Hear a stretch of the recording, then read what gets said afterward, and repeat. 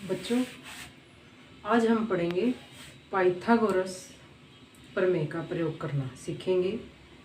और पाइथागोरस क्या है, पाइथागोरस प्रमेय क्या है, पाइथागोरस गुण क्या है, पहले आप ये समझें।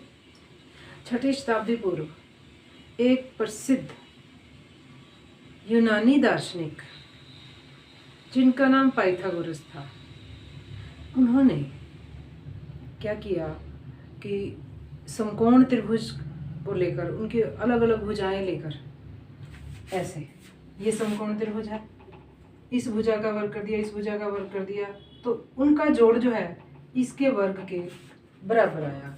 ये एक नहीं, इन्होंने हजारों त्रिभुजों पर ये प्रयोग किया। हजारों त्रिभुजों पर प्रयोग करने के बाद उन्होंने ये गुण मान लिया कि समकोण त्रिभुज में कर्ण का जो वर्ग होता है अन्य दो भुजाओं के वर्गों के योग के बराबर होता है। और उसके बाद हमारे इंडियन जो है गणितज्ञ ने भी माना और उन्होंने भी शोध किया, बोधायन जी ने, और उन्होंने भी माना कि पाइथागोरस जो सूत्र है कर्ण का वर्ग बराबर आधार का वर्ग जमा लंब का वर्ग, ये बिल्कुल सत्य है। और बहुत ज़्यादा रिसर्च हुई इस पर, बहुत ज़्यादा रिसर्च हुई, शोध कार्य हुआ, और उसके बाद ये निष्कर्ष निकला कि कर्ण का वर्ग जो है अन्य दो भुजाओं के वर्गों के योग के बराबर होता है। ये एक समकोण त्रिभुज का गुण है। समकोण त्रिभुज, और कोई त्रिभुज नहीं, समकोण त्रिभुज। और ये बहुत ही उपयोगी सिद्ध होता है, कई जो है टॉपिक इससे रिलेटेड है। तो ये अभी नहीं, आप कभी भी इसके बाद 7वीं में मैं ये पाइथागोरस शुरू कर रही हूँ, सिलेबस में शुरू होती है। इसके बाद 8वीं में, 9वीं में, 10वीं में और आगे बड़ी क्लासों में भी पाइथागोरस सूत्र का बहुत प्रयोग होता है। जब भी समकोण त्रिभुज आती है, उनकी दो भुजाएं दी हों, तो तीसरी भुजा हम निकाल सकते हैं। इसी का हमने अभ्यास करना है। और पाइथागोरस क्यों नाम पड़ा? क्योंकि पाइथागोरस जो है प्रसिद्ध नागरिक दार्शनिक ने ये जो है सूत्र शुरू किया था, इस पर बहुत ज़्यादा शोध कार्य किया था, इसलिए इसका नाम पाइथागोरस पड़ा। तो इसे हम पाइथागोरस सूत्र, पाइथागोरस गुण, पाइथागोरस प्रमेय के नाम से जानते हैं।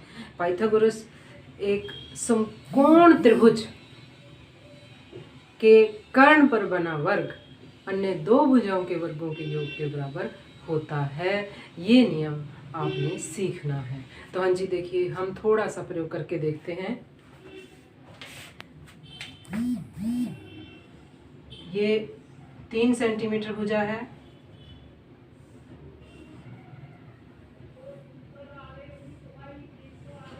ये 4 सेंटीमीटर भुजा है, और ये कितनी है? 5 सेंटीमीटर। ये वर्ग बन गए। आप देखिए, जब हम 3 भुजा है तो क्षेत्रफल क्या होगा? 9 सेंटीमीटर की। ये 4 भुजा है तो इसका क्षेत्रफल क्या होगा? 4 गुणा 4 सेंटीमीटर स्क्वायर, 16 सेंटीमीटर। ये 5 भुजा है, 5 गुणा 5 बराबर 25 सेंटीमीटर स्क्वायर। ये 5 सेंटीमीटर है तो ये हो गया 25। देखो बच्चों, मैंने क्या किया, इसका वर्ग, इसका वर्ग, इन दोनों का वर्ग कर दिया, इसके जोड़ के बराबर। देखो है कि नहीं? देखो ये 16 में 9 जोड़ेंगे तो कितना हो जाएगा? 25। तो बच्चों देखो, जो ये समकोण त्रिभुज है, समकोण त्रिभुज में जो कर्ण होता है वो क्या, कौन सी भुजा होती है? कर्ण। समकोण के सामने वाली भुजा कर्ण कहलाती है। और ये जो कर्ण है, कर्ण पर जो वर्ग बना होता है उसका क्षेत्रफल इन दोनों भुजाओं के वर्गों के जोड़ के बराबर होता है, इनके क्षेत्रफलों के बराबर होता है। इसलिए ये क्या नियम बनता है बच्चों? कर्ण का वर्ग आधार का वर्ग जमा लंब का वर्ग। ये पाइथागोरस सूत्र के नाम से भी जाना जाता है। ये किस त्रिभुज से रिलेटेड है? समकोण त्रिभुज से। कर्ण का वर्ग बराबर आधार का वर्ग जमा लंब का वर्ग। तो आपने ध्यान रखना है कि एक समकोण त्रिभुज का कर्ण क्या होता है? समकोण के सामने की भुजा। और समकोण की जो संलग्न भुजाएं होती हैं वो आधार और लंब होती हैं। तो इनके वर्गों का समकोण बनाने वाली भुजाएं कौन सी हुई, ये और ये। इन दोनों के वर्गों का योग इसके वर्ग के बराबर होता है। ये पाइथागोरस सूत्र है। आपने इस का अभ्यास करना है। 6ठी शताब्दी पूर्व एक यूनानी दार्शनिक पाइथागोरस समकोण त्रिभुज से संबंधित बहुत उपयोगी व महत्वपूर्ण गुण के बारे में हमें जो है उन्होंने पता लगाया। वो क्या है, कर्ण का वर्ग बराबर आधार का वर्ग जमा लंब का वर्ग। बहुत ही उपयोगी है, ये आप बात ध्यान रखें।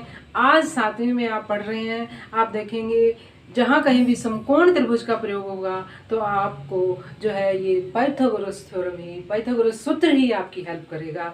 इसी की हेल्प से हम एक भुजा, दो भुजा दी हुई है, तीसरी भुजा हम निकाल सकते हैं। कोई भी एक भुजा दी हुई है, दो भुजाएं दी हो तो हम तीसरी भुजा निकाल सकते हैं। तो इसके लिए आपको इसका प्रयोग का अभ्यास करना है।